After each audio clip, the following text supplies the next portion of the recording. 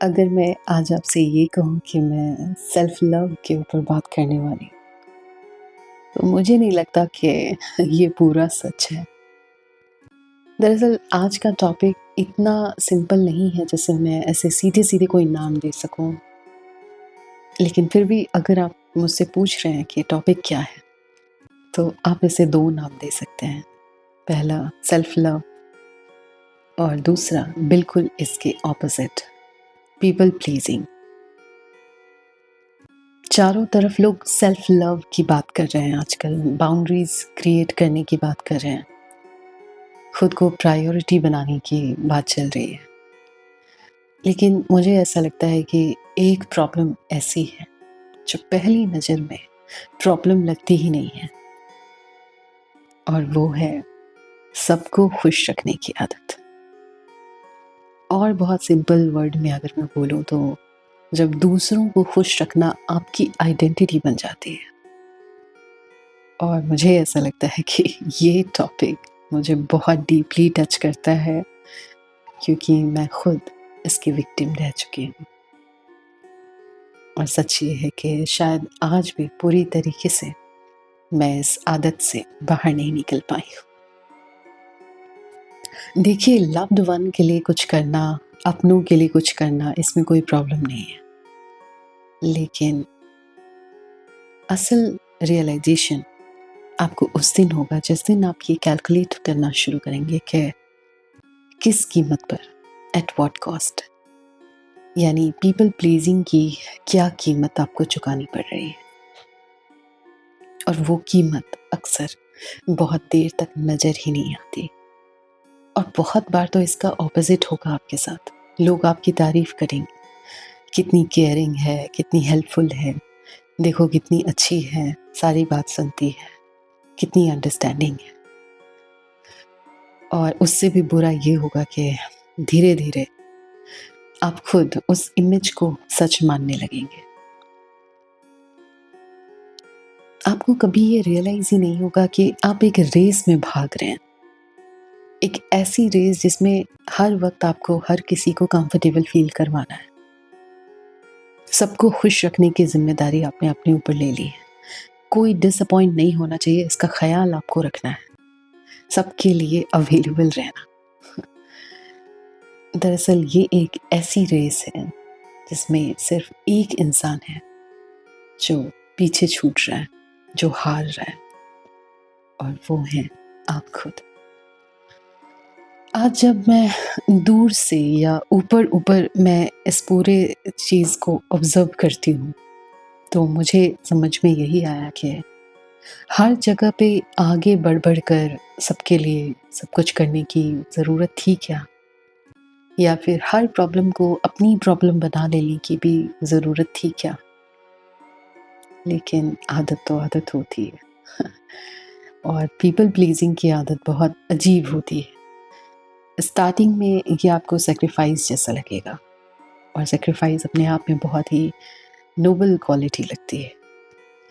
Love लगेगा कि आप लव करते हैं, शायद केयरिंग नेचर लगेगा, शायद केयर करते हैं आप उनकी।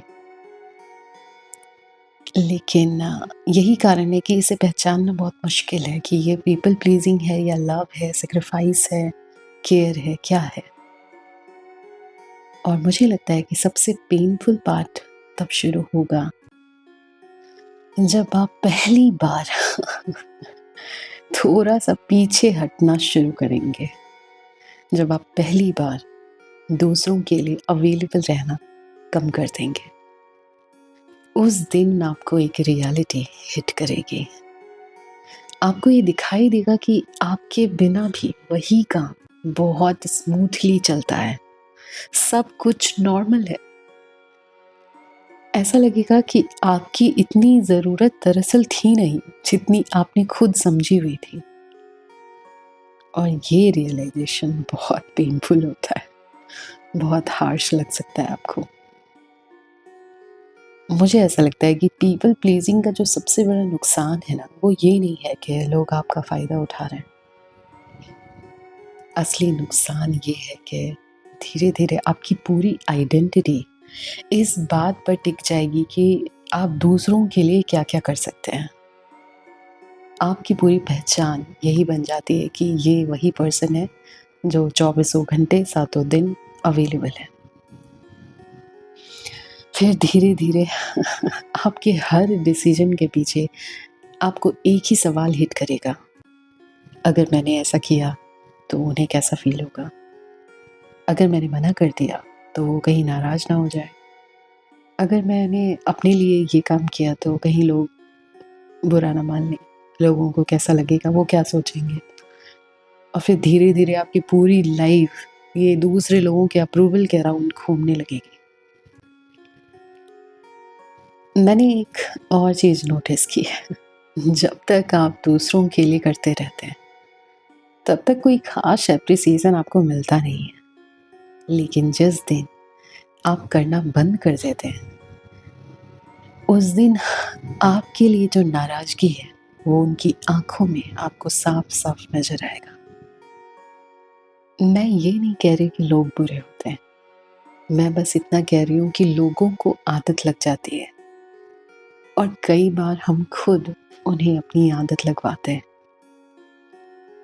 फिर एक दिन जब आप बाउंड्रीज़ बनाना शुरू करेंगे तो सबको लगता है कि आप बदल गए और आपको ये लगता है कि क्या ये वही लोग हैं जिनके लिए मैंने एक टाइम पर इतना कुछ किया था?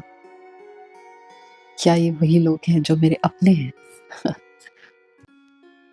एक और बहुत इम्पोर्टेंट पॉइंट ये है कि पीपल प्लीज़िंग का मतलब सिर्फ़ ये नहीं है कि आप दूसरों के लिए हमेशा फ़िज़िकली अवेलेबल हैं।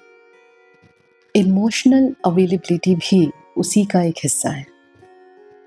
कई लोगों के लिए आप एक सेफ स्पेस होते हैं। आपने नोटिस किया होगा खुद के कई लोग ऐसे हैं आपके आसपास जो अपना सब कुछ आपके पास आकर डंप कर देते हैं। अपना सारा दुःख, अपने आइडियाज़, अपनी लाइफ़ की सिचुएशन, प्रॉब्लम्स कुछ भी, सब आपके पास आकर वो डंप कर देते हैं, क्योंकि आप उनके लिए एक सेफ स्पेस हैं। लेकिन जैसे ही ऐसे लोगों से आप अपनी बात करना चाहेंगे ना, तो वो बहुत अनइंटरेस्टेड साउंड करते हैं। और दुःख की बात ये है कि जब तक आप इस पैटर्न को नोटिस कर पाते हैं, तब तक बहुत देर हो जाती है और आप तब तक खुद को भूल चुके होते हैं।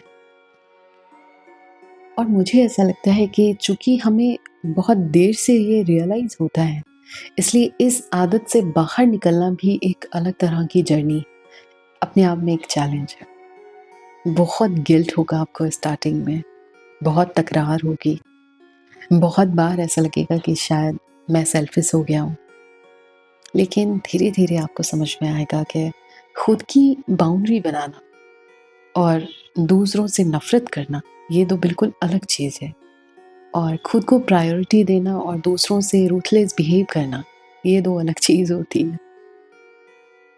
तो मैं यही कहना चाहती हूँ कि अपने लिए जीना ये कोई क्राइम नहीं है, ये कोई ऐसा रॉन्ग मोरल कंडक्ट की कैटेगरी में नहीं आता है।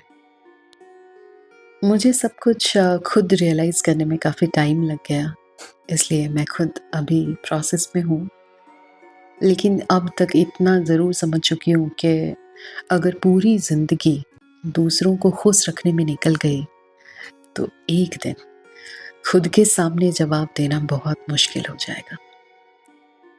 और शायद इसीलिए कई बार खुद की नज़र में हीरो बनने के लिए आपको दूसरों की लाइफ़ का विलेन बनना पड़ेगा।